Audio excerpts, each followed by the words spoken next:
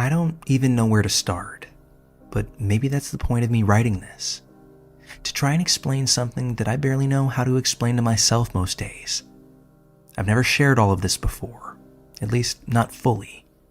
Partly because most people don't want to hear it, and partly because it's hard to put words to something that feels so much bigger than words. I have schizophrenia, and I'm terrified all the time. If I were to say this aloud to people, it just makes them uncomfortable. You can see it in their eyes when you tell them, or worse, when they find out independently of you. Suddenly, you're not you anymore. You're not their friend, coworker, son, or partner. You're that person with schizophrenia. You're unstable. You're dangerous. You're broken. And I get it. I do. It's hard to understand unless you've lived it or watched someone go through it.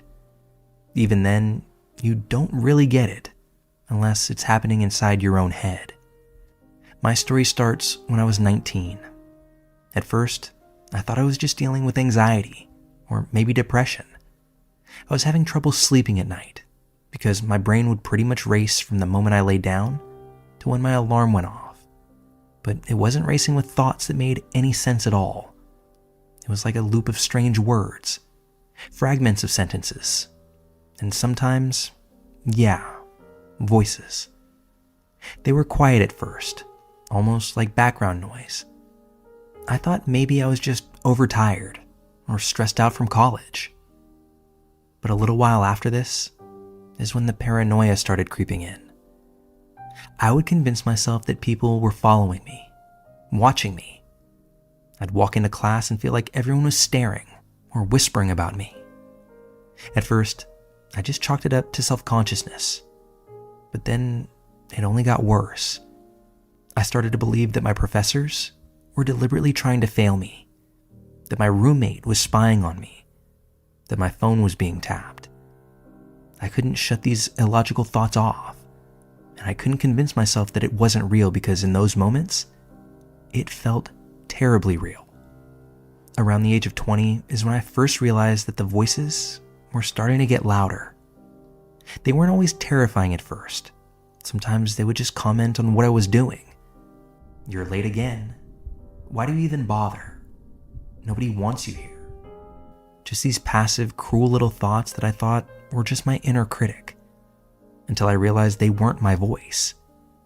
They sounded like someone else entirely, and eventually, there were multiple of them. They would argue with each other, sometimes about me, sometimes about nonsense. The worst, though, was when they started threatening me. I remember one night I was walking home from the library, and the voices were so loud and so angry that I literally ran all the way back to my apartment because I was convinced someone was chasing me. No one was there, of course, but that didn't stop my heart from pounding or the sweat from pouring down my back. It was a feeling that I couldn't shake because I couldn't get them to stop. That night was the first time I ever thought about ending my own life. I didn't tell anyone for a long time. I tried to handle it myself, to push it down and act normal, but you can only fake it for so long. My grades started slipping. I stopped going out with friends. I avoided my family. I was in what people would call a spiral. I didn't want to be a burden on anyone, and I didn't want to scare the people that I cared about. But as these things go, you can't hide it forever. I hit my breaking point when I lashed out at my roommate one night, accusing him of recording my conversations. There were no recordings, but I was 100% convinced there were. I was yelling, crying, and completely out of control. He didn't know what to do, and neither did I. That's when my parents got involved, and they pushed for me to see a doctor. The first time I heard the word schizophrenia from a professional, I felt my world collapse around me. Because like most people, I had this picture in my head of what that word meant, mainly from movies and news. People who were dangerous, violent, unpredictable. In some situations, monsters. And now I was being told that I was one of them. I wasn't violent. I wasn't dangerous, but I was scared. the hardest part wasn't even the diagnosis. It was what came after. Medications with side effects, the countless appointments, therapy sessions that felt like they just went in circles. And through it all, the voices didn't just vanish. Sometimes the meds helped. Sometimes they didn't. Sometimes they made me feel like a zombie. There was no fear on those days, but it also caused me to not know joy either. Soon after the diagnosis, the losses started piling up. One by one, people I loved started to drift away. Friends didn't know how to handle it.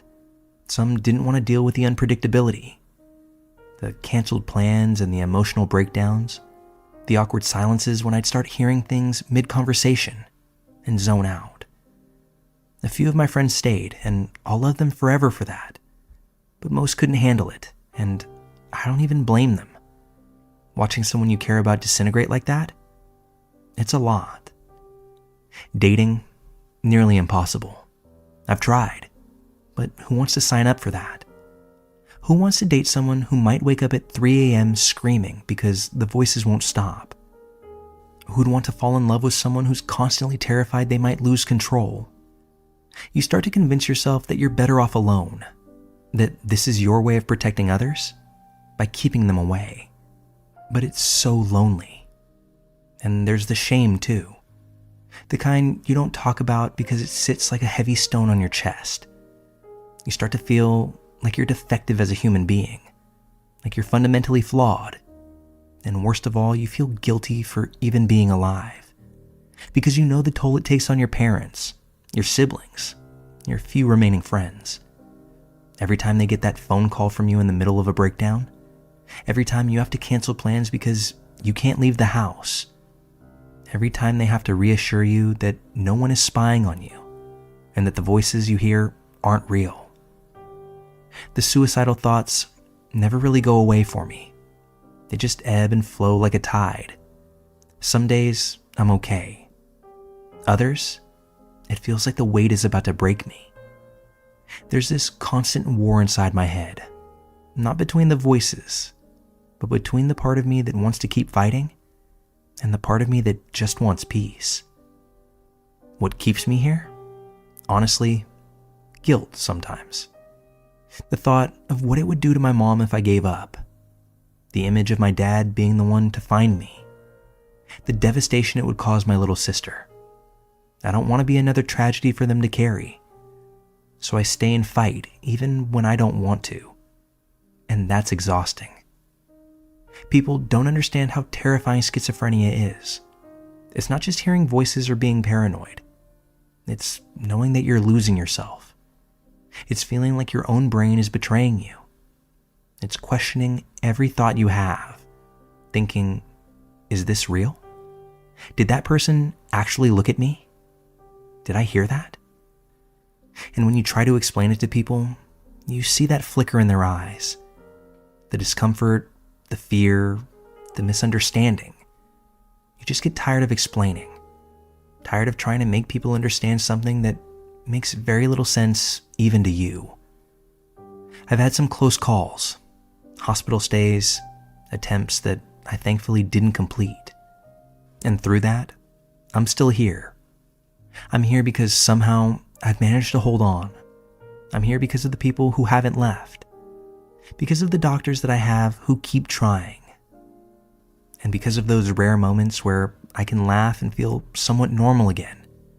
I'm here because even though this illness has taken so much from me, I'm not ready to let it take everything. Writing this out is scary. Admitting this much is terrifying. But I'm doing it because maybe someone else out there needs to hear it. Needs to know that they're not the only one feeling this way. That even though it feels hopeless sometimes, you're not broken beyond repair. I'm obviously not cured. Schizophrenia doesn't exactly have a cure. And in my lifetime, there probably won't be one. This is my reality. But I'm trying. Every day, I wake up and try again. Some days that means getting out of bed and showering. Some days it means simply staying alive. That counts too. If you're hearing this and you don't struggle with mental illness, I hope maybe now you understand it a little bit better. And if you do struggle, if you've heard the voices and felt the paranoia, carried that crushing weight of guilt and shame, just know you're not alone. For me, writing this out was part of my fight today. Because some days, just being here is the biggest victory of all.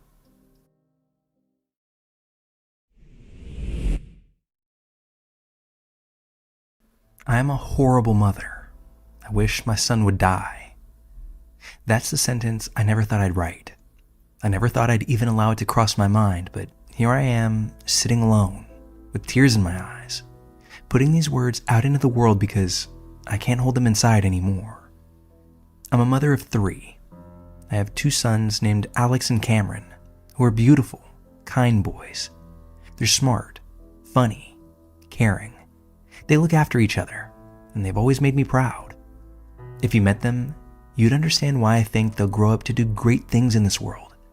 They're good boys. And then there's Ben. Ben is my middle child. He's 14 now, and for most of those 14 years, I've lived in fear of him. I should probably start at the beginning. Before Ben was born, I was married, happy, and I had just given birth to Alex. Like so many other women, I was trying to shed the baby weight, get my body back, feel like myself again. So I picked up running, either early mornings or late in the evening after work. Quiet neighborhoods, trails, it didn't matter to me. It was just me and my headphones out there pounding the pavement. It was supposed to be peaceful, but that idea didn't last very long. One night while I was jogging on a trail, I was attacked. I won't relive every detail here. It still feels like vomiting up glass every time I think about it. But I'll say that I survived. The man who assaulted me went on to at least a half dozen other women before he was finally caught. That man is behind bars now. I faced him in court, seen his face. I know the monster that he is. But by the time they caught him, I was pregnant. The timing of my pregnancy created a terrible, unspeakable question. Was this child my husband's or my attacker's? There was no easy answer here. The timelines overlapped just enough that I didn't know for certain. My husband and I discussed a paternity test. We debated it for months. My husband, bless him, was supportive. He said, "It doesn't matter. If this baby is yours, he's mine too." Part of me wanted to know, but another part of me didn't. What would I even do with that information? Was it going to change how I felt about the child? Would it change how my husband felt? Would it poison everything? Honestly, back then, I was still holding on to hope. Hope that nurture was stronger than nature, that love could conquer genetics, that this child I was carrying, no matter whose blood ran through him, would grow up in a good home with 2 loving parents and turn out to be just okay. So we never did the test. I carried Ben to term. I loved him the second I held him, and for years I treated him no differently than my other son. He was my baby. I held him, rocked him, kissed his soft head. I celebrated every birthday, every first step, every milestone. I was determined to love him just like I loved Alex, and how I would come to love Cameron. And I did just that. But things started to feel different. Subtly at first, but more palpable now. As a toddler, Ben had no trouble with his older brother. They played around like brothers do, but whenever he was around younger kids, think play dates, the playground, daycare, there was this pattern. He would get aggressive, cruel even. He'd snatch toys, knock other kids down, twist their arms. Not in the typical toddler tantrum way. This was calculated. It was like he had a coldness within him. At first, I tried to chalk it up to boys being boys, testing limits, needing some discipline. So we disciplined him. Timeouts, loss of privileges, even therapy at a young age, but it didn't change a thing. It just made him more subtle. He learned how to hide it better. By the time he was 7, we were already drowning in red flags. He would lie, steal, and he was just honing his talents at manipulating. We had to get rid of a puppy after he deliberately hurt it. I cried for days after that, and my husband did too. Not just for the dog, but for what it told us about our son. We got him into more therapy, consulted specialists. Doctors stacked acronyms on top of each other. ODD, CD, possible ASPD, conduct disorder, oppositional defiant disorder, callous, unemotional traits. No one said it directly back then, but I could hear the words they weren't saying. Sociopath, psychopath. By elementary school, his teachers dreaded him. One teacher, who happened to be in her first year of teaching, called me sobbing one day. She said Ben would taunt her, destroy posters around the classroom, rip books, ruin class projects of other kids. Now, he never got caught directly, but everyone seemed to know that it was him. I wanted to defend my son. I wanted so badly to believe that he was just misunderstood. But deep down, I already knew the truth, that this wasn't just misbehavior. By middle school, the calls home from school became routine. Behavioral issues, bullying, fights, just general cruelty. But then the worst call came recently.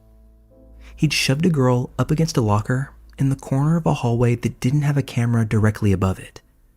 A girl he didn't even know. This girl was terrified, and when the school questioned him about it, Ben cried. He acted devastated, said he didn't know why he'd done it, and that he was sorry. But once we were alone in the car, well, he dropped that act completely. He laughed about it, mocked the girl even, blamed her about it and said that she overreacted. That is who my son is, and it's why I live in constant terror. He's bigger than me now, stronger.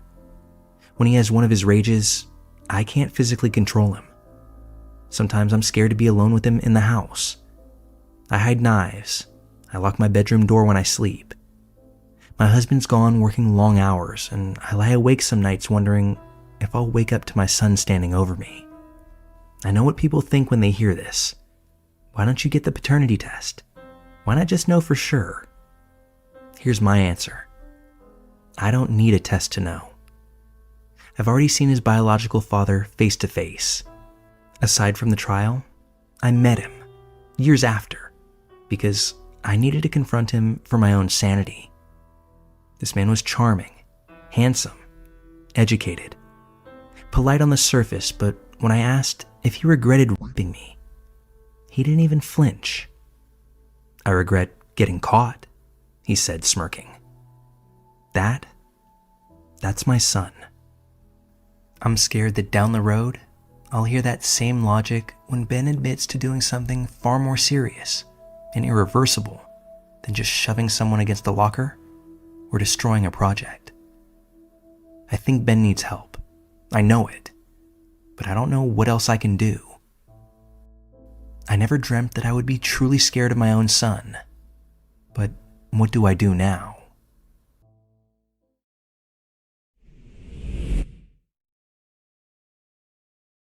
I smoked crystal meth, and it was the most terrifying experience of my life.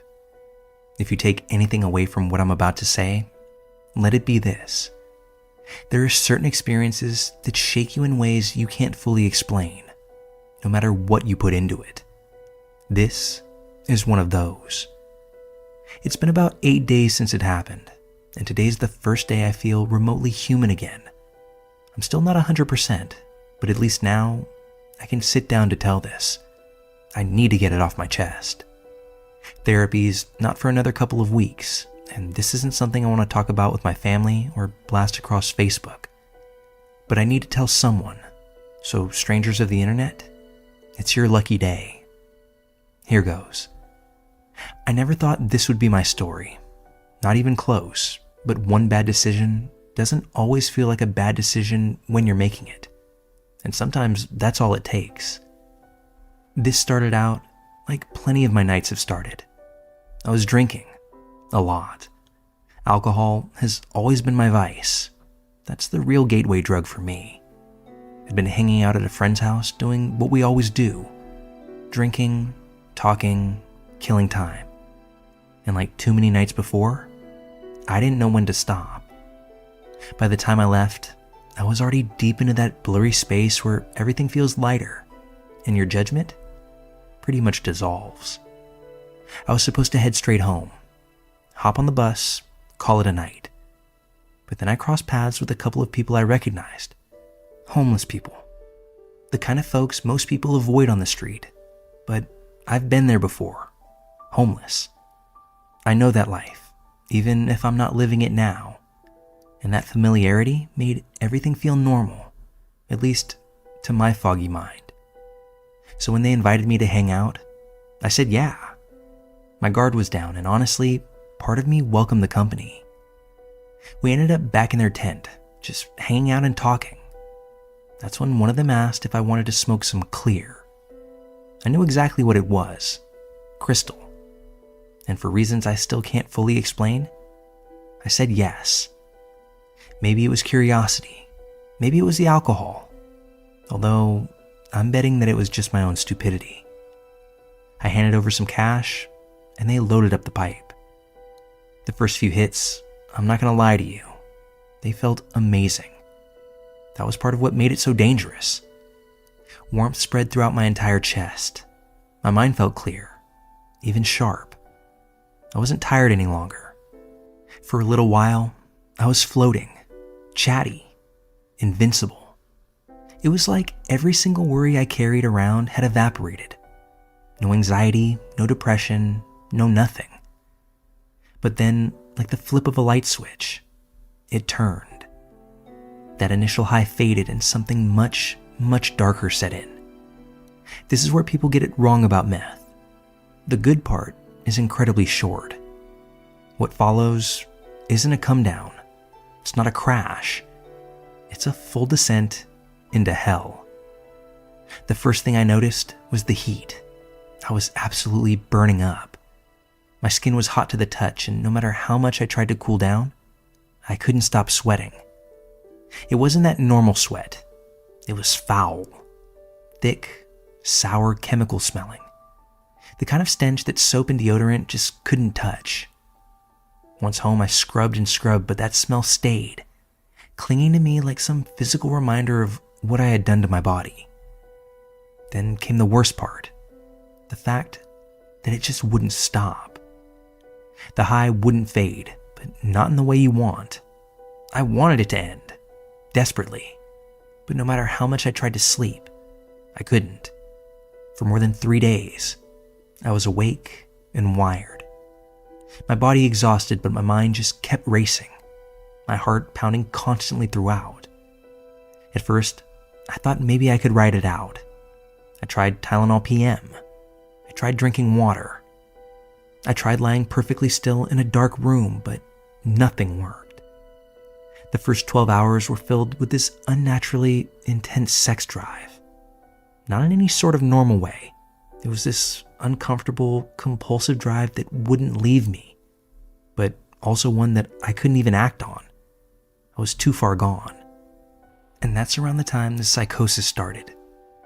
Now, I've experienced paranoia before, on weed, other drugs, during hangovers, but this was something entirely different. This was like my brain was trying to break itself. Auditory hallucinations kicked in. Sirens blaring from nowhere. Police radios crackling in my head. People whispering right outside the door. Although, none of those sounds were actually real. Then came the visuals. Shadows that weren't there. Shapes moving just out of view in my peripherals. I became convinced that people were outside my window. That they were watching me. Spying on me. I kept pulling the blinds open, peeking out again and again. Every single sound felt amplified. Footsteps, cars, voices, it all just twisted into this giant, terrifying delusion. I was clearly losing touch with reality. At one point, I had to call my roommate, twice, to tell him about the people gathered outside of our house. The poor guy humored me. He checked everything and reassured me that there was no one out there. But it didn't stop the fear, and I couldn't make my brain believe him. It just kept escalating. I thought I'd take a walk to calm myself, but I'd be walking down the street, jerking my head around at every sound, every imagined threat. I'm sure people thought I looked completely insane, because I probably did. I don't know anyone who looks their best when they're in the midst of a full psychotic break. The world stopped making sense. Conversations felt half-imagined, and people's faces started to feel distorted. I couldn't tell if something had actually happened or if I had dreamed it. Hours blurred and blended together, and I was no longer sure how long I'd been awake for. At some point, my mind started circling even darker thoughts. What if this doesn't stop? What if I've permanently broken my brain? What if this is just my life now? That thought, the idea that I might have fried something permanently, was maybe the scariest part of it all. And still, through all of it, I couldn't sleep. After almost 72 hours of this hell, my body finally gave out. I crashed for nearly 24 hours straight, waking up only briefly here and there, barely coherent. And when I did wake up, I wasn't better right away. My hands still shook, head felt groggy. I could still feel the weight of the hallucinations even though they were gone. I kept replaying everything in my head. The sweat, the paranoia, the hallucinations, and most of all the panic. It took about 4 more days after that to feel anything close to normal. Even now, I still feel a little off, like my brain's working overtime to settle back into its rhythm. The scariest thing is knowing how easily it could have gone worse. If I'd have done just a little bit more, if I'd have gotten into a car, trusted the wrong person, I don't know where I'd be right now. And I haven't even begun to mention the guilt. The shame of knowing that I said yes to something that I knew was so destructive. That I risked a lot. My health, my life, apparently my sanity, because of one bad decision. I keep replaying that moment where they offered me the pipe, and I said yes like it was nothing. It actually haunts me right now. I don't know what it is about alcohol that keeps putting me in these situations, but I do know I can't keep living like this. That's why I've signed up for outpatient rehab. Not just for the meth, because God help me, I'll never touch that again, but for the drinking that led me here in the first place. If I hadn't been drunk that night, I don't think any of this would have happened. You always hear about how dangerous meth is, the statistics, the crime, the faces of people who've used it for years. But you never really hear about how bad it is even for a first-timer. I had no idea. I thought one night would just be one night, but instead, it nearly became my unraveling. The funny thing is, I don't even feel lucky to have gotten out. I just feel incredibly stupid. Like I dodged a bullet that I fired at myself. There's a version of me that doesn't make it through this experience. One that gets stuck in the psychosis permanently. One that does something terrible in a moment of paranoia. One that overdoses and ends up dead in my shitty bedroom in my apartment. I know how easily it could have gone that way, and I don't plan on ever rolling those dice again. I'm not proud of any of this, but I wanted to tell it because I needed to get it out there. I don't have the strongest support system, and rather than just sitting on this and letting it eat away inside of me, there's no telling what gems of wisdom might get dropped on me in the comment section. Or if I may just be the inspiration to keep someone else from making the same mistake I did. One decision, one night, can change everything. Trust me, I know.